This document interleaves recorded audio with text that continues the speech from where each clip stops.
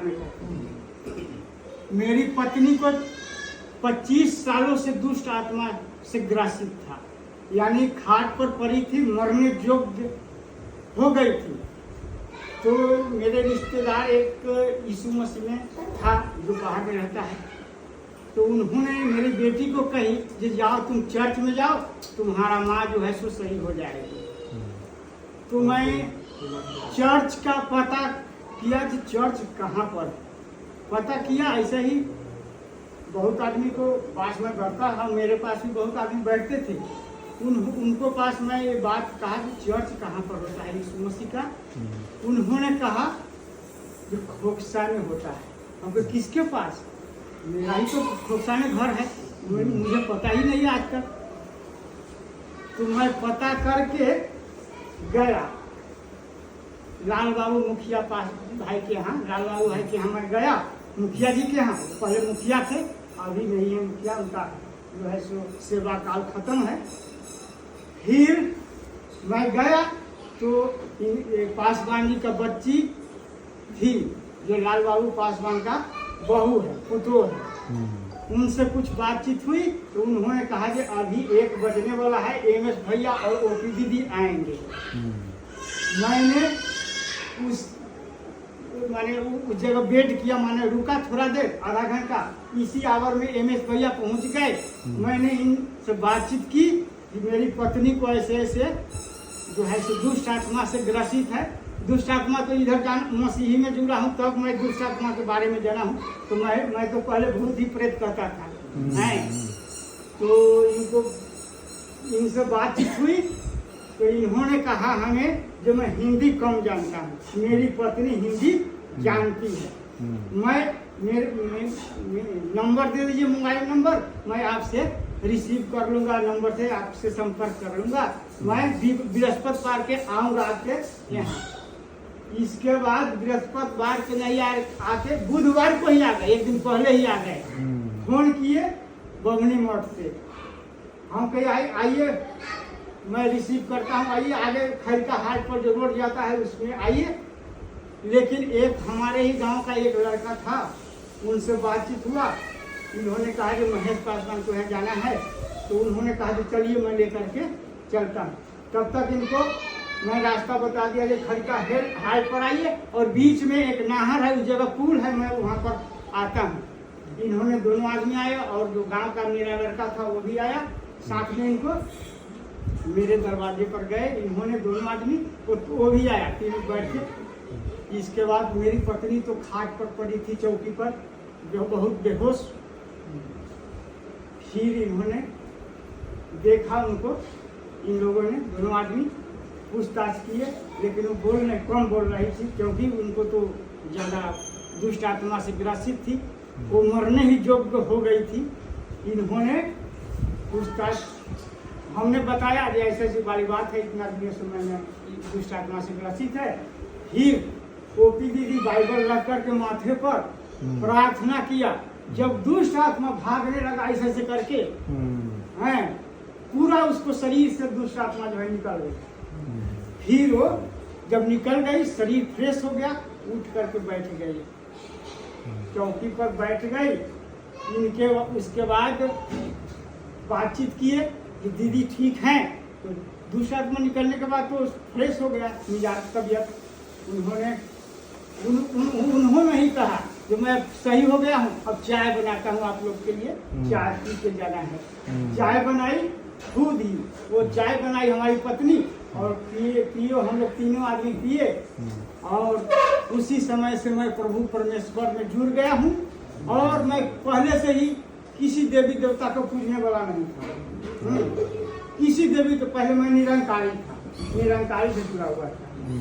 उसमें भी कहा गया था कि किसी देवी देवता को पूजना नहीं है, परमेश्वर सबका पिता एक है।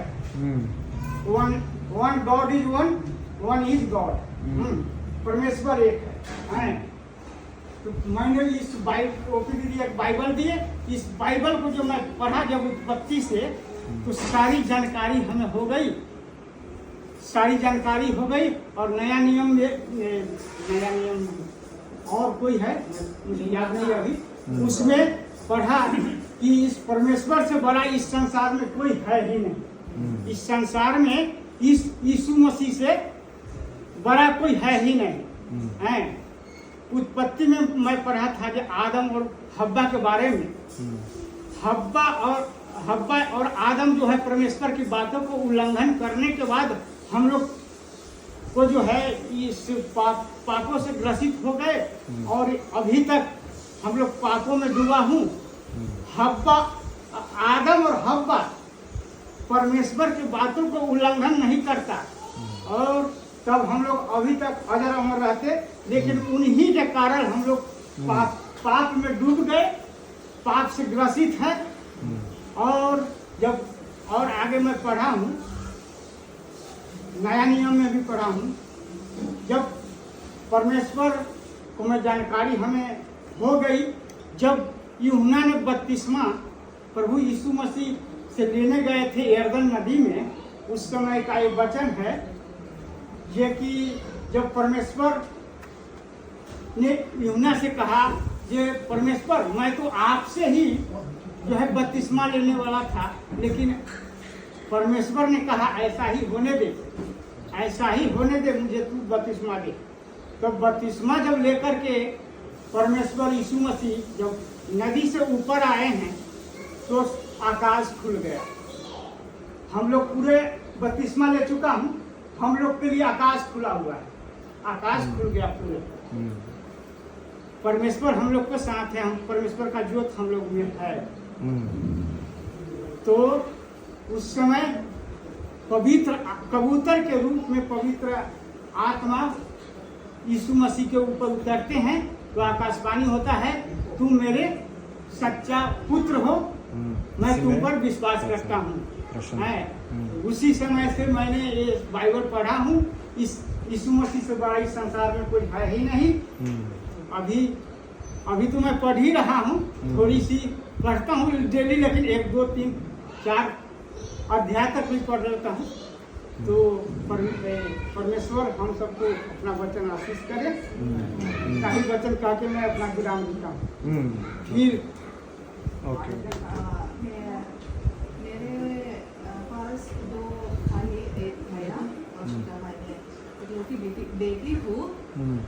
जिस प्रकार परमेश्वर ने अपना इकलौता पुत्र को दिया है, उसी प्रकार में इकलौती बेटी सेवा करने के लिए मजाक कर रहे हैं। हमारा घर आइजोल में है, जनाबोक में, और मैंने बैचलर ऑफ फार्मेसी पूरा खत्म किया। उसके बाद मेकअप वगैरह फिर सीखी और अच्छे से मैं वहाँ रही थी। मेरा पास काम था, हम लोगों ने फार्मेसी खोला, दुकान दवाई का।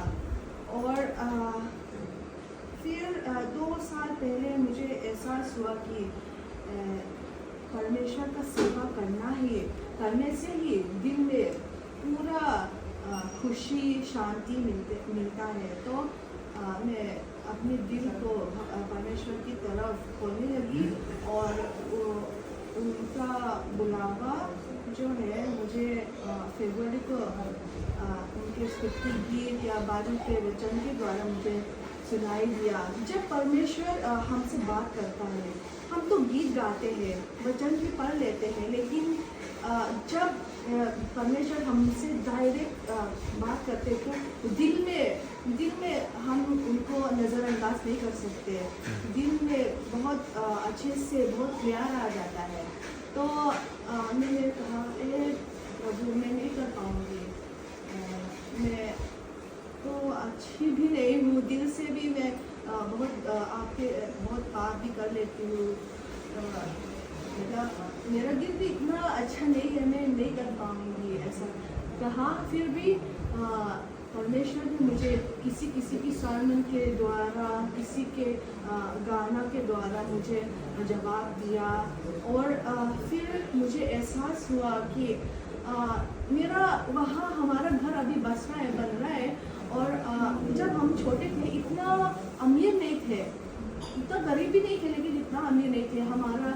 मैं काम करने लगी हूँ, जो मुझे पसंद है वो अपने लिए खरीद भी सकते हो। तो मेरा जिंदगी भी थोड़ा अच्छा चल रहा था, तो उस सब को छोड़ के मुझे आना पड़ रहा है ना। तो मैं कह रही हूँ कि यहाँ से भी मैं चर्च में जाके अपने शहर में ही आपके लिए भी सेवा कर सकती हूँ, ऐसे इतना कहा।